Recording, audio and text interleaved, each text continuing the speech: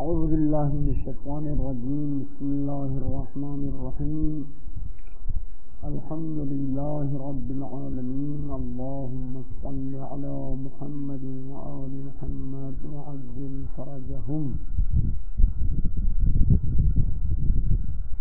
کل والی روایت مکمل طور پر اس طرح سے ہیں، مکمل طور پر نہیں، کچھ حصہ، 4 حصے کر دیے ہیں. ان میں سے پہلا حصہ یوں لکھا ہے. اس روایت کو آیت اللہ مکاری میں امام صادق علیہ السلام سے نقل کیا ہے. الف اللہ یر العبد لنفسه فیما خولہ ملکن. خول کا معنی لغت میں دیکھا نہیں دیکھا؟ خولا، کل ان کو کہا تھا کہ خولا کا معنی، خولا کا معنی اعطا ہے، اعطا دے دینا. اللہ کے بندہ ہونے کے لیے ایک صفت یہ ہے، اللہ یر العبد، نہ دیکھے بندہ، نہ سمجھے بندہ، لنفسه اپنے لیے، ما خولہ ان اموال اور ملکیت میں جو خدا نے انہیں دے دیا ہے، ان میں اپنے کو لا یر العبد ملکن، ان اموال میں اپنے آپ کو اپنی ملکیت میں سمجھا. لیکن السلام جو خدا نے انسان کو دی ہے اس کو اپنی ملکیت میں سمجھے، ملکن. پھر فرماتے ہیں کیوں؟ لأن العبید لا یکون لهم ملک، غلاموں کے لیے ملکیت کہاں سے آ گئی؟ غلام تو کسی چیز کا مالک نہیں ہوتا.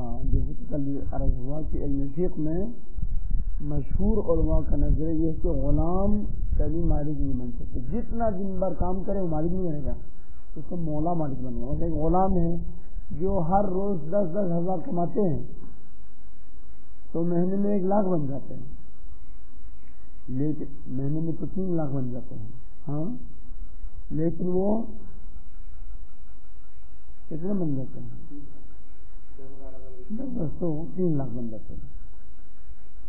لیکن اس غلام کو شرعاً مشہور نظریے کی بنا پر علیکم السلام ایک پیسہ بھی بغیر مولا سے پوچھے خرچ کرنے کا اختیار نہیں ہے، ولو خود نے مزدوری کی ہے. کیونکہ یہ کسی اور کا غلام ہے تو یہ خرچ نہیں کر سکتے.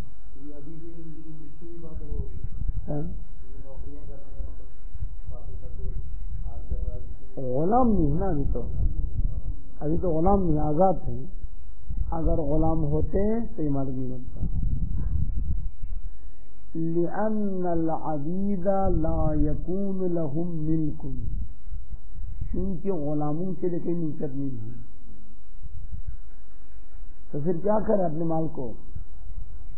یرون المال مال اللہ، یرون افعال خوب میں سننا، وہ مال کو اللہ کا مال سمجھتا ہے. یضعونہ، جب مال کو اپنا اللہ کا مال سمجھے گا تو جہاں جہاں خدا دستور دے گا وہاں وہاں خرچ کرے گا، نہ کہ جہاں جہاں خود دستور دے وہاں پر خرچ کرے گا. یرون یضعون المال، پھر یضعونہ، مال کو خرچ کرے گا، انہیں رکھے گا، رکھے گا انہیں خرچ کرے گا. حیث، ان جگہوں پہ، امرہم اللہ بہ، جن جگہوں پہ رکھنے کا خدا نے ان کو دستور دیا ہے. خوب اللہم صلی اللہ علیہ وسلم کا جو اپنے منطق کو چلاتے ہیں. کہاں پہنچ گئے تھے کل؟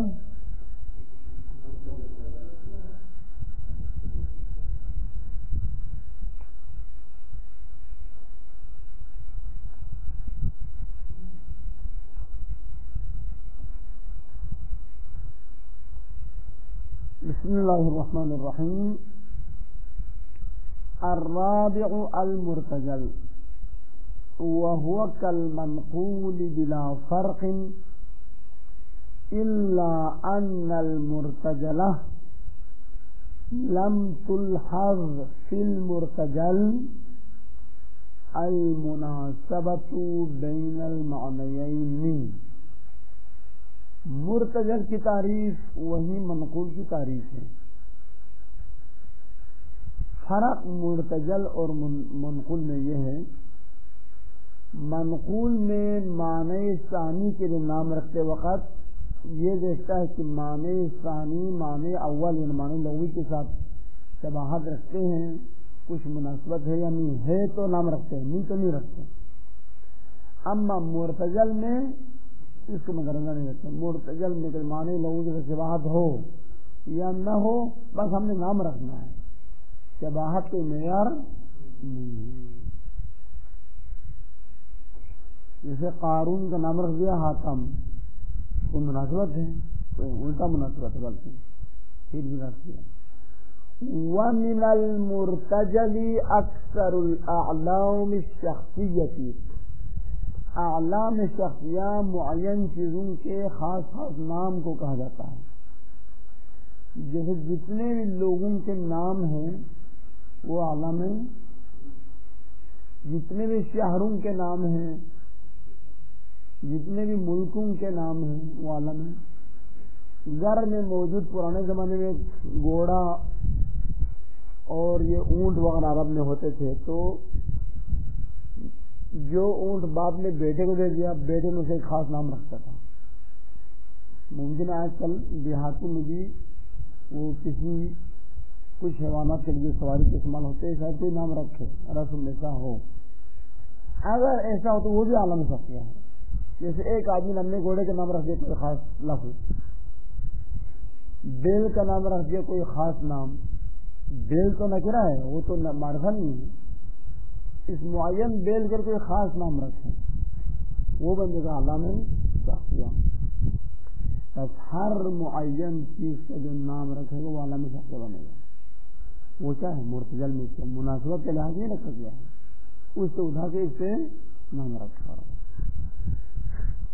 اکثر کیوں کہا؟ ممکن ہے بعض علام شخصیہ منقول میں سے ہو. اکثر میں نام رکھتے وقت معنی لغوی اور معنی بعدی کا لحاظ اس کی مناسبت کے لحاظ نہیں رکھا جاتا. ممکن ہے کچھ نام میں لحاظ رکھا جائے، اس لیے کہتے ہیں کہ اکثر مرتجل ہے، ممکن ہے علام شخصیہ میں سے کچھ منقول بھی بن جائے.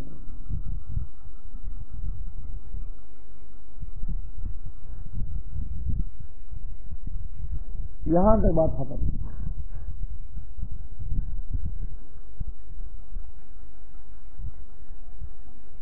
الخامس الحقیقت والمجاز.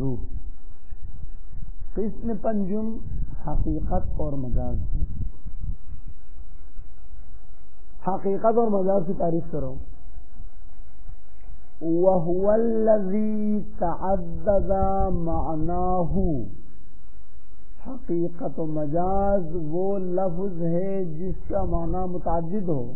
اس سے مختص میں مل گیا، مختص میں چل گیا کیونکہ اس کا معنی متعدد نہیں ہوتا.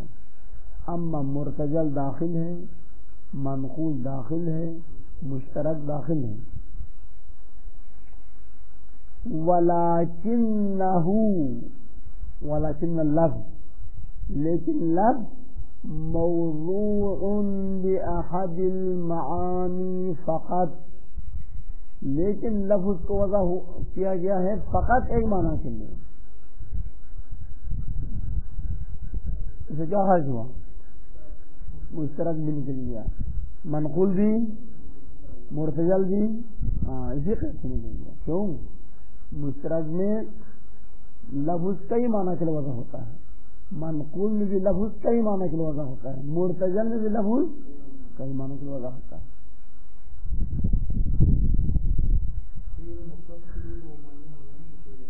کیا؟ ہاں، مختص کے لیے زیادہ معنی ہوتا ہی نہیں ہے، اس کے لیے زیادہ معنی تو ہے، وضع نہیں ہوا، فقط استعمال تو کرتے ہیں لیکن وضع نہیں ہوا. واستعمل اللفظ في غير المعنى الموضوع له،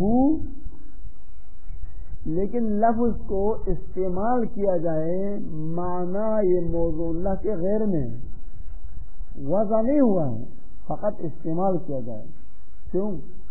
لعلاقة ومناسبة بين المعنى الثاني وبين المعنى الأول الموضوع له، چونکہ معنی دوم اور معنی اول کے درمیان مشابہت، مناسبت اور رابطہ ہے. اس رابطے کی وجہ سے ہم مجازاً معنی دوم میں استعمال کرتے ہیں. ہاں، معنی لغوی اور معنی دوم کے درمیان اول سے بڑا معنی لغوی ہے. جیسے لفظ اسد، لفظ اسد وضع ہوا ہے لغت میں حیوان درندے مخصوص کے لیے، لیکن ایک شخص میں بھی اس حیوان درندے مخصوص میں موجود صفات حسنہ میں سے ایک صفت ہے جیسے شجاعت ہے، تو اس مرد میں بھی آپ لفظ اسد کو استعمال کر سکتے ہیں. اب اس کی دو قسمیں، ایک دفعہ معنی اسلامی میں اس قدر استعمال ہوا کہ 2-3 سال کے بعد اس میں نام بن گیا. اب یہ لفظ ادا کرتے ہی لوگ اسی معنی اسلامی کی طرف لوگوں کے ذہن چلا جاتا ہے، پھر یہ منقول بنے گا یا مرتجل بنے گا. اگر نام نہ بنا ہو ابھی تک تو کیا بنے گا؟ وہ مجاز بنے گا. بس لفظ کو مناسبت اور علاقے کی وجہ سے معنی ثانی میں استعمال کرتا رہا. اس کی دو صورتیں ہیں. اگر معنی ثانی میں وضع کی حد تک پہنچ جائے، یعنی کیا؟ یعنی بغیر قرینے کے لفظ سنتے ہی معنی ثانی لوگوں کے ذہن آنا شروع ہو جائے، اس وقت بنے گا منقول. اگر اتنا نہ ہو پھر بھی قرینے کی ضرورت ہے تو بنے گا کیا؟ مجاز بنے گا.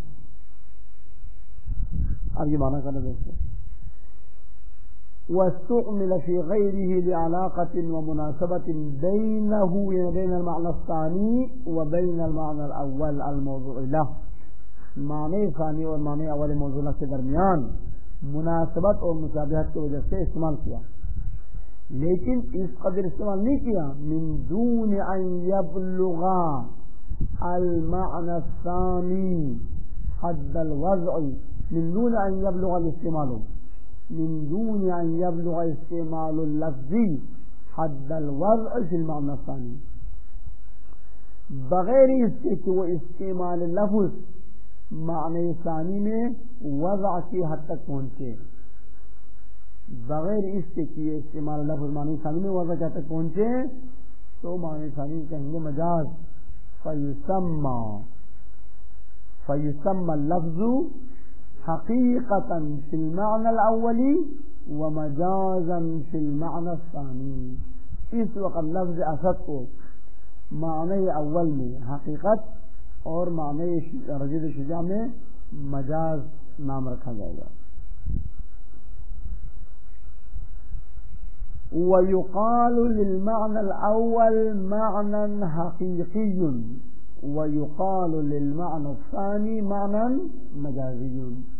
معنی اول میں حیوان درندہ کو معنی حقیقی لفظ اسد کہلائے گا، اور رجل شجاع کو معنی مجازی لفظ اسد کہلائے گا. یہاں تو بات ان 5 اقسام میں سے 2 قرینے کی طرح محتاج ہے، بلکہ 3 قرینے کی طرح محتاج ہے.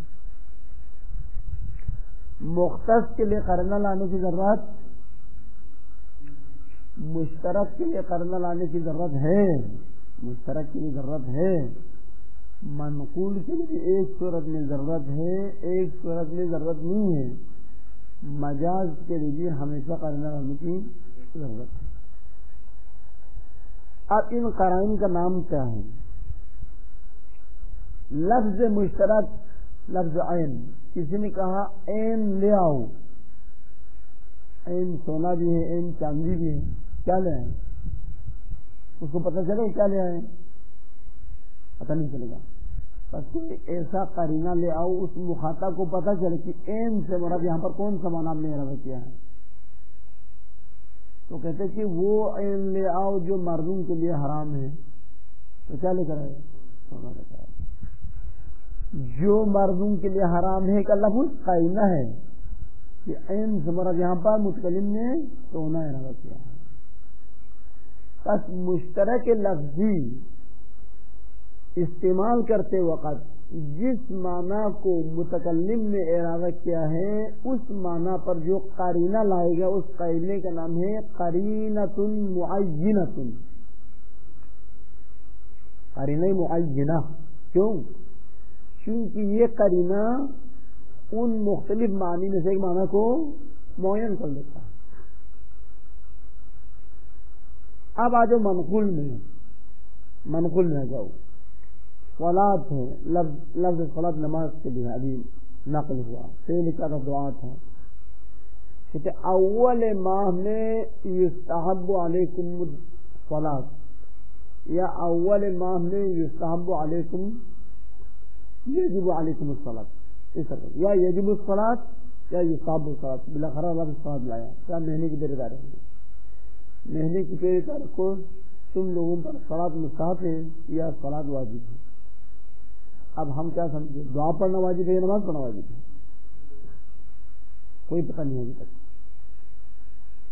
یہاں پر دو صورتیں ہیں. اگر دعا میں استعمال کرنا بالکل چھوڑ دیا ہے، ابھی لوگ جب بھی صلاۃ کہیں نماز ہی ذہن میں آتا ہے، وہ معنی لوگوں کے ذہن سے نکل چکا ہے، تو یہاں پر کوئی قرینہ لانے کی ضرورت نہیں ہے. جب بھی کہیں یجب علیکم الصلاۃ نماز سمجھ آ جائے گی. لیکن اگر معنی اول میں اب بھی استعمال باقی ہو تو وہاں پر متکلم کو چاہیے کہ کوئی ایسا قرینہ لائیں اس صلاۃ سے آپ نے معنی اول کو ارادہ کیا یا معنی ثانی کو. اس وقت بھی اس قرینے کا نام قرینہ معینہ کہلائیں گے، کیونکہ یہ قرینہ معنی اول اور ثانی میں سے ایک کو معین کر دیتا ہے. یہ کتنے ہو گئے؟ دو. اور تیسرا ہے معنی مجازی. جب آپ لفظ کو معنی حقیقی سے اٹھا کر معنی مجازی پہ استعمال کرنا چاہتے ہیں تو مخاطب کا ذہن خواہ مخواہ معنی مجازی کی طرف نہیں جائے گا، کیونکہ وہ تو آسان وضع نہیں ہوا اس کے لیے، فقط استعمال کرنا ہے آپ نے. یہاں پر آپ کو حتماً قرینہ لانا پڑے گا. رأیت اسدا کہہ کر خاموش ہو جائے تو مخاطب سمجھے گا آپ نے کوئی درندہ ہی دیکھ لیا ہے، شیر جنگل دیکھ لیا ہے، نہ شیر مسجد دیکھ لیا ہے. لیکن آپ چاہتے ہیں کہ شیر مسجد بتائیں، تو کیا ہونا چاہیے یہاں پر؟ کوئی ایسا لفظ لائیں کہ مخاطب کا ذہن شیر جنگل سے نکل کر شیر مسجد کی طرف چلا جائے. وہ کیا ہے؟ رأیت اسدا یصلی، میں نے ایک شیر کو دیکھا نماز پڑھتے ہوئے. نماز تو وہ شیر جنگلی تو نہیں پڑھتے.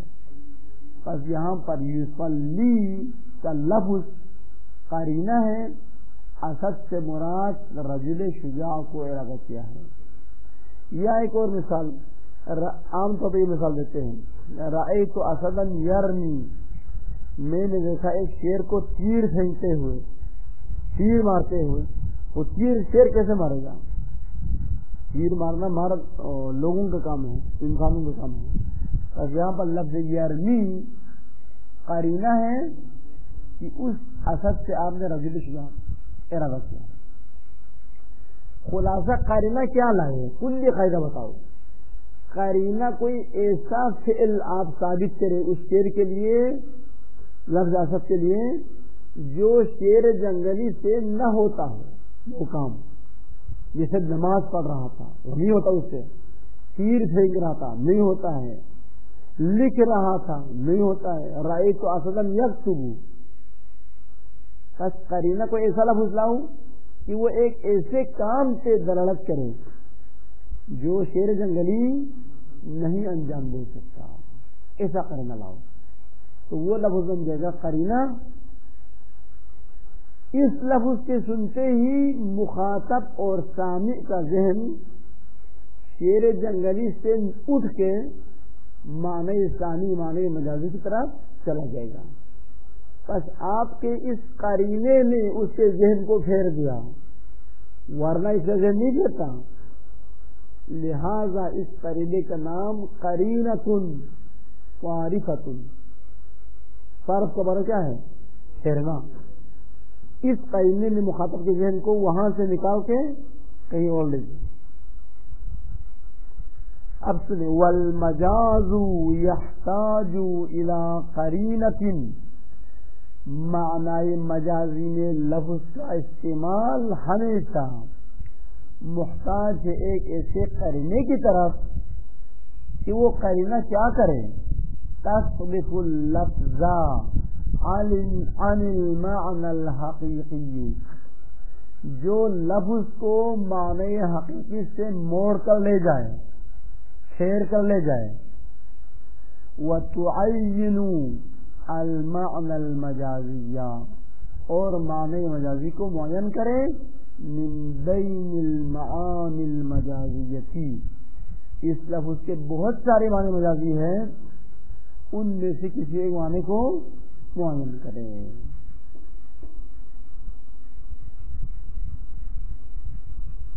سمجھا کیا؟ ایک لفظ کے لحاظ سے ایک معنی مجازی تو نہیں ہوتے، کئی معنی مجازی ہوتے ہیں۔ تو قرینے کا دو کام ہونا چاہیے، ایک کام معنی لغوی سے مخاطب کے ذہن کو ہٹا لے، لفظ کو وہاں سے اٹھا لے۔ دوسرا کام یہ جو چند معنی مجازی کا انتظار میں ہے ان میں سے ایک پر ٹک مار کریں، ان معنی مجازی میں سے فلاں نمبر 1 میں استعمال ہوا ہے لفظ۔ تو قرینہ ایک صارفہ ہے نسبت معنی حقیقی، اور قرینہ معینہ ہے نسبت بمعانی مجازی۔ یہاں تو بات ختم۔ یہاں دو تنبیہ بتانا چاہتے، تنبیہان۔ تنبیہ اول یہ ہے، آپ کسی چیز کی تعریف کرنی مقصود ہو یا کسی مطلب پر دلیل لانا مقصود ہو، تو تعریف اور دلیل میں لفظ مشترک اور مجاز کا استعمال غلط ہے، غلط۔ تعریف کرتے وقت الفاظ مجازی استعمال نہ کریں، الفاظ حقیقی معنی حقیقی کو ارادہ کریں۔ دلیل لاتے وقت بھی آپ مجاز اور مشترک لفظی سے پرہیز کریں، بلکہ الفاظ مختص اور منقول استعمال کرنے کی کوشش کریں، مشترک نہ رہے۔ ان المشترک اللفظی والمجاز لا يصح استعمالهما فی الحدود والبراہین۔ لفظ مشترک اور لفظ مجاز کا استعمال تعریفوں اور استدلالوں میں جائز نہیں ہے، مگر ایک صورت میں، الا مع نصب القرینۃ علی ارادۃ المعنى المقصود، مگر کوئی ایسا قرینہ لائے جس سے مخاطب سمجھ لے کہ آپ نے اس لفظ سے کون سا معنی ارادہ کیا ہے۔ وجہ کیا ہے؟ ہم کسی چیز کی تعریف کرتے ہیں مخاطب کو سمجھانے کے لیے، جب آپ لفظ مشترک لائے گا وہ بیچارہ مزید پریشان ہوگا کہ اس لفظ سے کیا معنی ارادہ کیا، تو معنی سمجھا سکے گا یا نہیں سمجھا سکے گا؟ نہیں سمجھا سکے گا۔ جب آپ الفاظ مجاز لاؤ قرینہ بھی نہ لائے تو مخاطب کو پتہ ہی نہیں چلے گا، تو آپ اپنے مقصد کو خراب کرنے میں دخالت دے رہے ہیں۔ آپ کا مقصد اس کو سمجھانا ہے جبکہ لفظ مشترک بغیر قرینہ کے لا کے آپ نے اس کو مزید الجھن میں ڈال دیا. لفظ مجاز کو بغیر قرینہ کے لا کے آپ کو اس کو مزید مشکلات میں ڈال دیا ہے. لہذا الفاظ مجازی کا استعمال، الفاظ مشترک کا استعمال بغیر قرینہ کے تعریف اور استدلال میں صحیح نہیں ہے. وَمِثْلُ الْمُشْتَرَكِ وَالْمَجَازِي الْمَنْقُولُ وَالْمُرْتَجَلُ.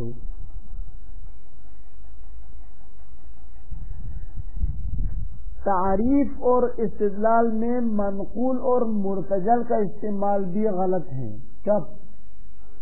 جب ان کا معنی لغوی ابھی تک لوگوں کے ذہن میں موجود ہو، ترک نہ ہوا. وَمِثْلُهُمَا مشترک لفظی اور مجاز جیسا ہے، المنقول والمرتجل بھی. ما لم يهجر المعنى الاول، جب تک معنی اول ترک، ما لم يهجر پڑھ سکتے ہیں، ما لم يهجر المعنى الاول، جب تک معنی اول ترک نہیں ہوا ہے معاشرے میں استعمال،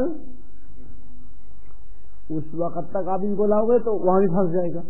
پتہ نہیں چلے گا معنی لغوی کو ارادہ کیا ہے یا معنی منقول کو، معنی لغوی کو ارادہ کیا معنی مرتجل کو، پتہ نہیں چلے گا مخاطب کو. تو مخاطب سمجھنے کی وجہ مزید الجھن میں پڑ جائے گا.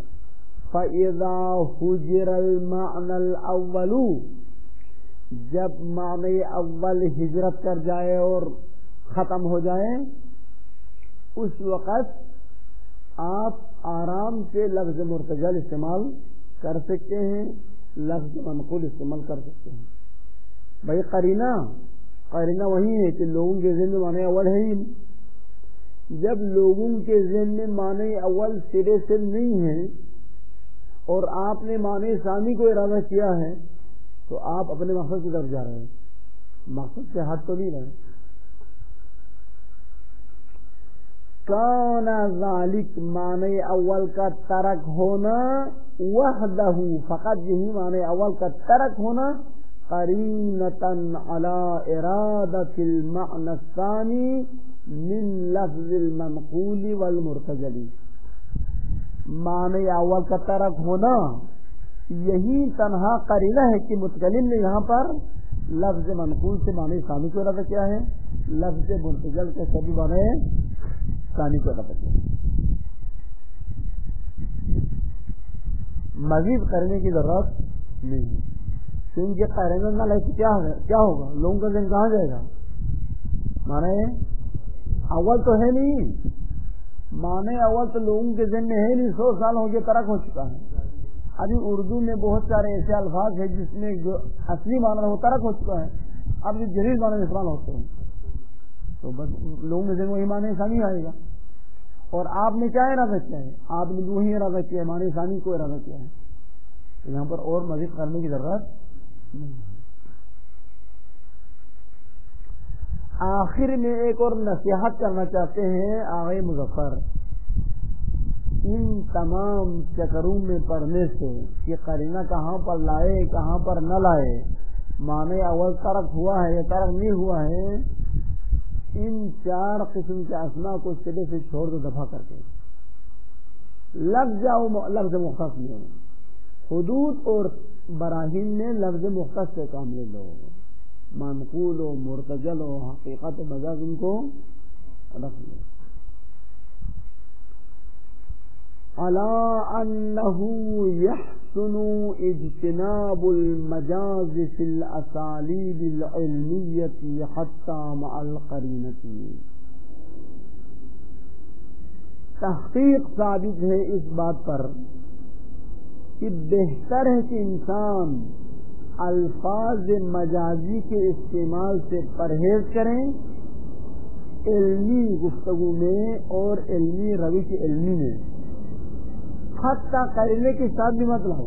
اصل مجاز مت لاؤ، نہ قرینے کے ساتھ نہ قرینے کے بغیر. اس چکر میں مت پڑو، مختص لاؤ تاکہ جان چھوڑاؤ.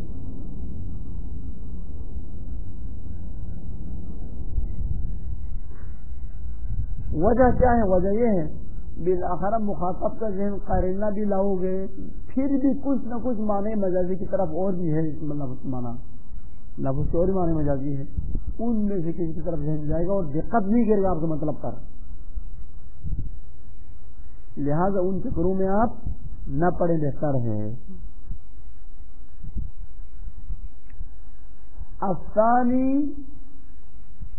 الثانی سے کہنا چاہتے ہیں منقول کی دو قسمیں ہیں. منقول کتنے قسمیں ہیں؟ ایک دفعہ باپ نے لفظ کو معنی لغوی سے اٹھا کر المنجد کا مطالعہ کر کے دیکھا کہ اس لفظ کا معنی بہتر معنی ہے, یہ اپنے بیٹے کا نام رکھتا ہے, یہ بن گیا منقول تعیینی. کسی نے معین کیا تب معین ہوا. ایک دفعہ باپ نے تو نام رکھا کچھ اور, بیٹا نے محلے میں کرتب دکھایا, محلے والوں نے لفظ مزاحن کہہ دیا, پھر دوسرے نے اور کہہ دیا, پھر جب بچے دیکھے کہ ناراض ہو رہے ہیں وہ مزاح کرتے ہوئے اور بھی کہہ دیا. پتھر کھاتے ہوئے بچوں نے کہنا شروع کر دیا. 2-3 پتھر گئے, 2-3 کے سر زخمی بھی ہوئے, لیکن ادھر کے بعد بغیر بات کرتے ایسے کرتے بچے, چھوٹے بچے جب کوئی ناراض ہو جاتا ہے نا کوئی لفظ کے گھر بھائی جاتا پکڑ نہ سکے. وہ 3-4 مہینے کے بعد وہ بیچارے کا نام بن گیا دوسرا لفظ.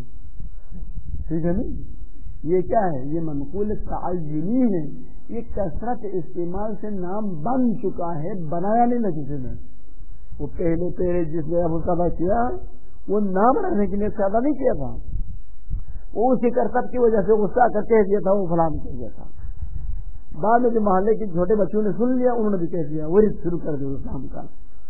تو 3-4 رہنے میں 1 مہینے میں 15 دن میں اس کا نام بن گیا. تعینی کا معنی معین کرنا, تعینی یعنی معین ہو جانا خود بخود, خواہ نہ خواہ. یہ تو ہر زبان میں ہے, فقط عربی میں تو نہیں ہے نا, ہر زبان میں ایسا ہوتا ہے کہ کچھ نام معین ہو جاتے ہیں, کچھ نام. ابھی ہمارے گاؤں میں بہت سارے افراد ہیں جن کا باپ کا نام ہمیں پتہ نہیں, باپ نے کیا نام رکھا ان کا, اسی نام سے پکارتے جو لوگوں نے رکھ دیے. بعد میں کیا سر کے سوا کسی کام کی وجہ سے نام بن گئے, وہی نام سے پکارتے ہیں. اصلی نام شاید خود کو ہی پتہ نہ ہو, پھر اب وہ بچنے سے اس نام سے یاد کیا جا رہا ہے. اسی وجہ سے اکثر اوقات جب ایسے لوگ خود ہوتے ہیں تو مولانا صاحب کو پتہ نہیں ہوتا کہ اس کا نام کیا ہے. تاکہ تلقین اس نام نے اسے بھائی سے اصلی نام کیا تھا. المنقول ينقسم الى تعیینی و تعینی. منقول تقسیم ہوتے ہیں تعینی اور تعینی کی طرف. کیوں؟ لأن النقل تارة يكون من ناقل معين باختياره وقصده. چونکہ لفظ کو معنی اول سے اٹھا کر معنی ثانی پہ رکھنا بسا اوقات ایک معین فرد کی طرف سے یہ کام انجام پاتا ہے. وہ بھی اپنے اختیار سے نام رکھتا ہے اور قصد سے نام رکھتا ہے. جیسے باپ اپنے بیٹا اور بیٹی کا نام رکھتے ہیں, دادا اپنے پوتا پوتی وغیرہ پر نام رکھتے ہیں. یہ کیا ہے؟ یہ معین صاحب کی طرف سے. كأكثر المنقولات في العلوم والفنون, جیسے اکثر الفاظ منقولہ جو علوم اور فنون میں مختلف چیزوں کے نام ہیں وہ اسی باب سے ہیں, اور اکثر لوگوں کے نام بھی اسی باب سے ہیں. وہ معین کرتے ہیں, باپ نام رکھتے ہیں یا دادا نام رکھتا ہے بالاخر, یا کوئی بزرگ جو محلے میں ہوتا ہے اس سے پوچھتے ہیں, اس کے ذریعے نام رکھواتے ہیں. وَهُوَ الْمَنْقُولُ التَّعْيِينِيُّ, اور یہی منقول تعیینی ہے. تعیینی کا مطلب اے ان الوضع فیہ بالتعیین معین, ایک معین کرنے والے کے معین کرنے کے سبب سے یہ وضع ہو چکا ہے, نام بن چکا ہے. وَتَارَةً أُخْرَى وَالنَّقْلُ, والنقل تارة أخرى لا يكون بنقل ناقل معين باختیارہ وقصدہ. ایک دفعہ لفظ کا معنی لغوی سے اٹھا کر کسی اور پہ نام رکھنا ایک معین شخص کی طرف سے اس کے مرضی اور اختیار سے نام نہیں رکھتے ہیں. وَإِنَّمَا يَسْتَعْمِلُ جَمَاعَةٌ مِّنَ النَّاسِ اللَّفْظَ. محلے میں موجود لوگوں کا ایک ٹولہ اس لفظ کو استعمال کرتے ہیں فی غیر معناہ الحقیقی، اس کے معنی حقیقی کے غیر میں. لا بقصد الوضع له، نہ اس نیت سے کہ یہ نام رکھنا چاہتے اس معنی ثانی پر، نہیں، غصے میں انہوں نے اس کام کی وجہ سے نام ایک لفظ ادا کر دیا، او فلان کہہ دیا، اور بعد میں اس بیچارے کا نام وہی بن گیا. ثم یکثر استعمالهم له، پھر اس جماعت کی زبان پہ اس لفظ کا استعمال بہت زیادہ ہوا. کل بھی وہی استعمال کیا، پرسوں بھی استعمال کیا. وَيَشْتَهِرُ بَيْنَهُمْ، اور ان لوگوں کے درمیان یہ نام مشہور ہوا. یہاں تک مشہور ہوا ایک مہینے کے بعد حَتَّى يَتَغَلَّبَ الْمَعْنَى الْمَجَازِيُّ عَلَى اللَّفْظِ فِي أَذْهَانِ النَّاسِ، یہاں تک کہ غلبہ پیدا کیا معنی مجازی نے لفظ پر لوگوں کے ذہنوں میں. ان لوگوں کے ذہنوں میں معنی لغوی نکل گیا، اب رہ کے معنی مجازی. فَيَكُونُ الْمَعْنَى الْمَجَازِيُّ كَالْمَعْنَى الْحَقِيقِيِّ. اب ایک مہینے کے بعد یہ معنی مجازی معنی حقیقی کے معنی میں ہوا. کس نے؟ جس طرح سے معنی حقیقی لفظ کے سنتے ہی ذہن میں آتا تھا بغیر قرینہ کے، آج کل معنی مجازی بھی لفظ سے سنتے ہی ذہن میں آنے لگا بغیر قرینہ کے. جب بھی یہ لفظ کہیں لوگوں کے ذہن میں وہی آ جاتا تھا، وہ معنی روم. یفہمہ السامع، اس معنی مجازی کو سمجھ لیتا تھا سامع، منہم، اس جماعت سے، بدون القرینہ، ولو قرینہ کے بغیر استعمال کرتے پھر بھی وہی معنی ثانی ذہن میں آتا تھا. بس لوگوں کے ذہن میں لفظ اور معنی ثانی کے درمیان ارتباط قوی پیدا ہوا. تو ارتباط قوی جب پیدا ہوا، جب بھی لفظ متکلم ادا کرے گا تو معنی ثانی ہی ان کے ذہن میں آئے گا. فَيَحْصُلُ الْإِرْتِبَاطُ الذِّهْنِيُّ بَيْنَ نَفْسِ اللَّفْظِ وَالْمَعْنَى الْمَجَازِي. مجازی وہاں نہیں ہے، ذہن میں ہے. فَيَحْصُلُ الْإِرْتِبَاطُ الذِّهْنِيُّ بَيْنَ نَفْسِ اللَّفْظِ وَالْمَعْنَى الْمَجَازِي. سب لوگوں کے ذہن میں معنی مجازی اور لفظ کے درمیان ایک ارتباط ذہنی پیدا ہو گیا. فَيَنْقَلِبُ اللَّفْظُ حَقِيقَةً فِي هَذَا الْمَعْنَى الْمَجَازِي. پس لفظ پہلے مجاز تھا، اب تبدیل ہو کے حقیقت بن گیا معنی ثانی میں. وَهُوَ الْمَنْقُولُ التَّعَيُّنِيُّ، یہ وہی منقول ہے تعینی ہے. جیسے اس کی مثال ہے ابن عباس کو دیکھیں، یہ منقول تعینی ہے. ابن عباس کا لغوی معنی کیا ہے؟ عباس کا بیٹا، وہ کنیا ہے، وہ علم میں شمار، منقول شمار ہے، یا وہ ممکن ہے بکری میں شمار. تو کیا ہے ابن عباس؟ ابن عباس عباس کا بیٹا. عباس کے تو بہت سارے بیٹے تھے، لیکن لوگوں نے اس لفظ ابن عباس کو عبداللہ ابن عباس میں استعمال کر کے اس کا نام بن گیا. ورنہ عباس کے اور بھی بیٹے تھے، فقط یہ عبداللہ تو نہیں تھا. یا ابن عمر، یہ بات کس نے کی؟ ابن عمر نے. وہ بات کس نے کی؟ ابن عمر. ہر کام پہ اس کا نام ابن عمر. اور بھی تھے، لیکن یہ ابن عمر کہتے عبداللہ ابن عمر کا نام بن گیا ابن عمر. حالانکہ لغت میں ابن عمر کا معنی ہے عمر کا بیٹا ہے، نہ کہ اس کا خاص بیٹا. ابھی وہ لفظ سے مطلقاً عمر کا بیٹا تھا اس کو اس سے خاص بیٹے نے استعمال ہونے لگا. ابن مسعود بھی اسی باب سے ہے, ابن عمر بھی اسی باب سے ہے, ابن عباس بھی اسی باب. کثرت استعمال کی وجہ سے نام بن گیا.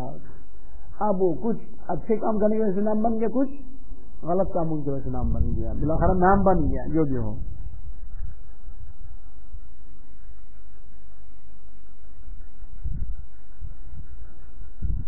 اور بھی چلنا ہے بھی خلاصہ آپ خود پڑھے. تمرین کا ترجمہ کرتا ہوں. تمرینات. الاول هذه الالفاظ المستعملة في هذا الباب. اس باب میں ابھی جو جن سے فارغ ہو چکے ہیں جتنے الفاظ استعمال ہوئے ہیں, جیسے لفظ مختص, مشترک, منقول الى آخری, یہ الفاظ من ای اقسام اللفظ الواحد, یہ لفظ واحد کے کس قسم میں سے ہیں؟